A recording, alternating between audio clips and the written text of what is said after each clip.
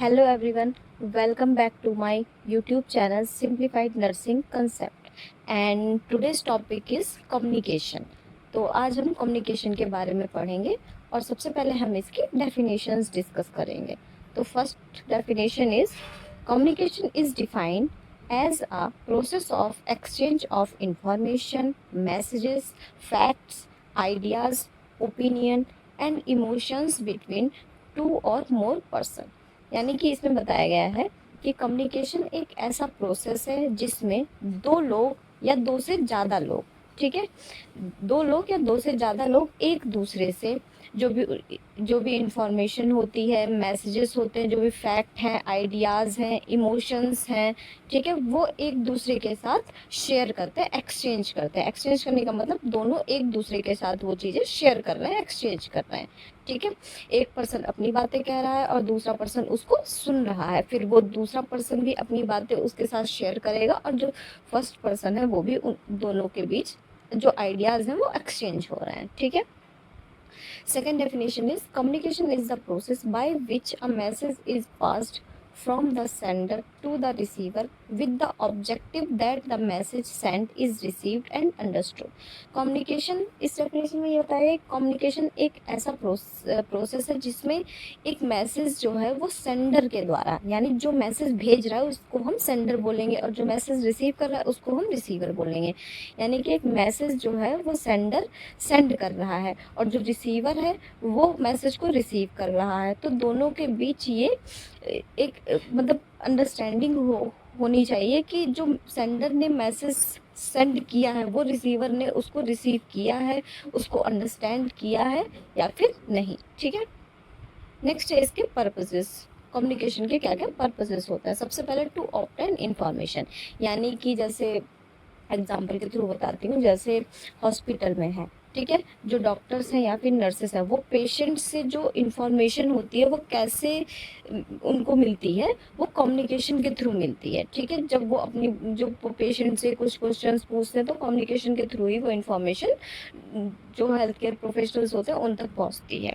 Second है to collect assessment data, यानी कि असेसमेंट के टाइम पे जो पेशेंट है, ठीक है, जो असेसमेंट डाटा है वो भी कम्युनिकेशन के थ्रू ही कलेक्ट करते हैं। टू इनिशिएट इंटरवेंशन, यानी जो इंटरवेंशन यानी अब इंफॉर्मेशन मिल गई है पेशेंट की, ठीक है, असेसमेंट हो गया, तो जो इंटरवेंशंस होंगे उनको भी कम्युनिकेशन के थ्रू ही इंटरवेंशन को इनिशिएट किया जा सकता है।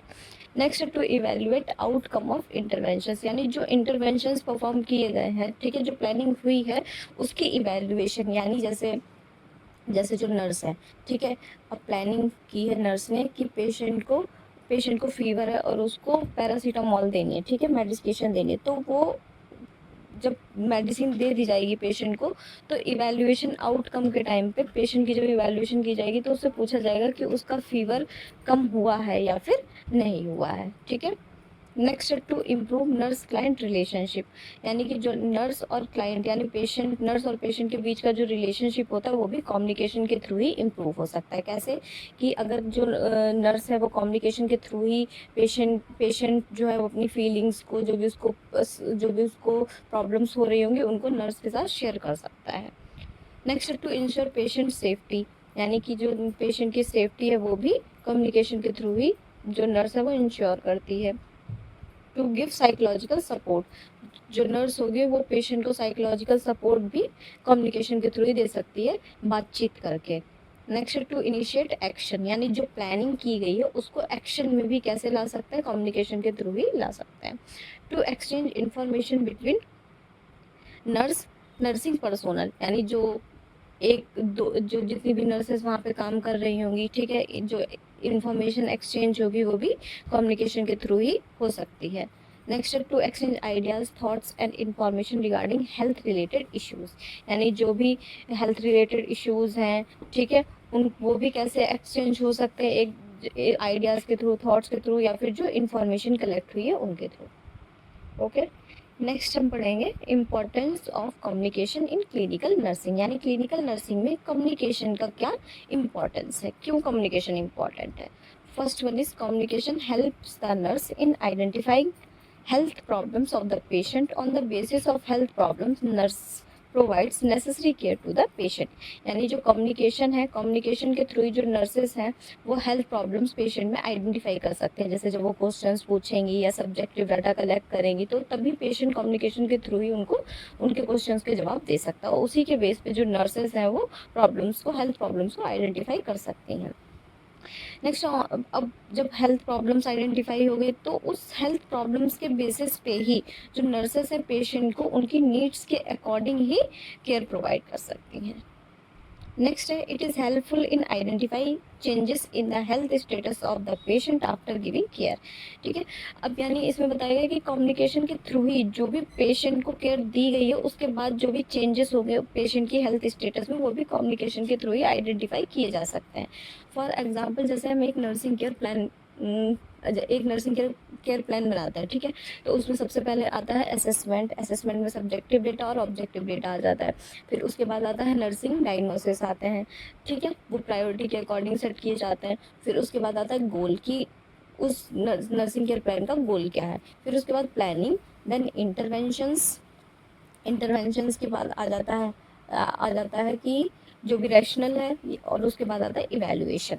ठीक है, तो इवैल्यूएशन में क्या होता है, जो प्लानिंग की गई है वो पूरी तरीके से यानी कि वो पेशेंट के ऊपर अप्लाई हुई है। ठीक है, और इवैल्यूएशन में ये कि वो जो प्लानिंग हुई है उसकी इवैल्यूएशन क्या आई है, आउटकम पॉजिटिव आई है या फिर नेगेटिव आई है।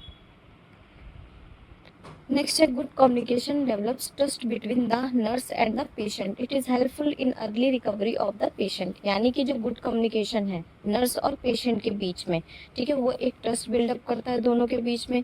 ठीक है, और उससे क्या होता है कि जो पेशेंट है उसकी रिकवरी में भी हेल्प होती है और वो जल्दी से जल्दी रिकवर होता है।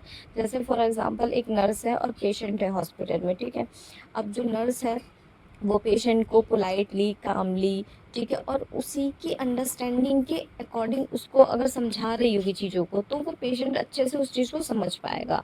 ठीक है, और पेशेंट भी उतनी ही अच्छे से गुड कम्युनिकेशन स्किल्स का यूज़ करके दोनों के बीच में एक अंडरस्टैंडिंग बन सकती है। नेक्स्ट है, communication is helpful in recording and reporting bye means of communication nurse exchange ideas with other team members. यानी जो कम्युनिकेशन है वो रिकॉर्डिंग और रिपोर्टिंग में भी हेल्प करता है, यानी जो डॉक्यूमेंटेशन होती है, ठीक है, उसमें भी हेल्प करता है।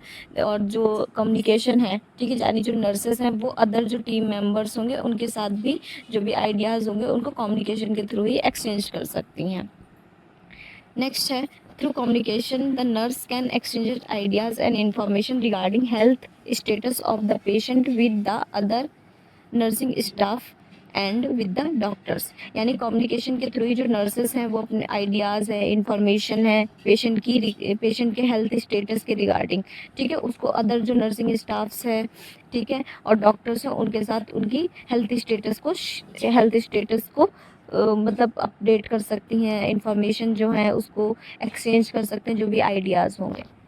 और कल हम इसके आगे डिस्कस करेंगे elements and process of communication. ठीक है, तो अगर आपको ये मेरा वीडियो अच्छा लगा है तो प्लीज़ लाइक करें, कमेंट करें एंड सब्सक्राइब करें।